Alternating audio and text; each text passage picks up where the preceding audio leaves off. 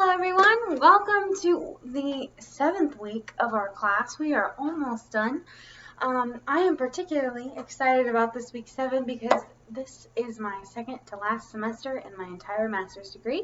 So as of come May, I'll be done and I'll have a master's degree under my belt. So I'm very excited.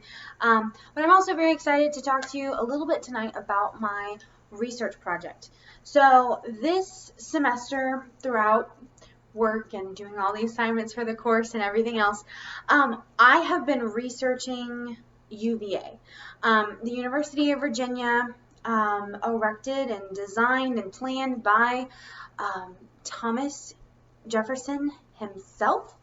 So just for a little bit of background, I've of course known about Jefferson and known about the founding fathers and the history in Virginia, but I was very detached from it because I did grow up in Florida. Living up here now and getting to truly experience, like going to Colonial Williamsburg and driving by Appomattox and seeing all these locations of American history, it's been fantastic, and I've had such a fun time, and I'm very excited. This Saturday I'm actually going to be filming at UVA. I'm going to record some videos for my project talking about the history of the site and talking about the history of the location. So I'm pretty giddy with the whole process, but yeah, so a little bit of background on my project itself. I'm calling it a building biography, if you will. So instead of studying just a person or studying an event, I wanted to study things that happened. Excuse my dog. I wanted to talk about things that happened and people who visited a location and kind of the history of the building. So I've used lots of sources to do this. I've got a few of them listed below that I find are the most intriguing. The first kind of section of sources that I'm using is historical newspapers. While newspapers are not, it's not like they're peer-reviewed sources, they are an incredibly accurate thermometer of the climate of the time.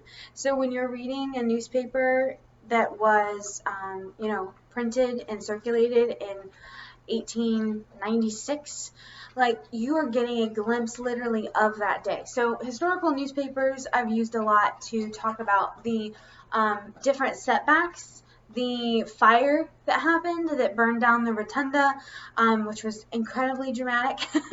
Reading more about the actual fire itself in some other journals and learning about that. The portrait of Jefferson was saved, was carried out of the building.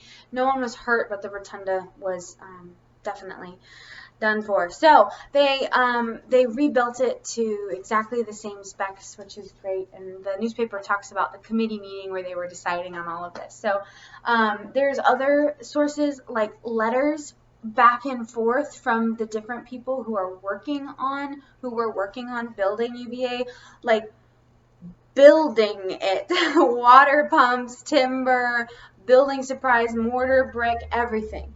And there's a collection of letters detailing that and the different setbacks. At one point, a water pump was completely lost, and they didn't know where it was, and they were glad they had it insured, and they were sending these letters back and forth. Kind of the other side of things, I did include and do some research on Jefferson himself and his values and his morals and why he would have built a school, his motivations there, because the underlying question of the paper or project that I'm trying to answer would be, is UVA holding up to what Jefferson wanted it to be, the original intent of the school? It's not a point that I feel like can be objectively decided on, like, yes, this was why, and yes, it is, or no, it's not, because there have been so many different, there's celebrations and the centennial celebration and the the different visitors. Edgar Allan Poe was an alumni of the school. There's so much going into it. It's very subjective. However, I wanted to explore it and explore the question and learn more about a piece of history that's only a couple hours away from me. So I'm very excited. I hope that you all enjoyed your research projects just as much as I did. Please take some time. Like I always say, read some of the sources below and read through those. Read through my abstract because it's much better than me just trying to tell you about it. But it has been wonderful learning with all of you, and I wish you the best in the rest of your own classes. Have a great rest of your week.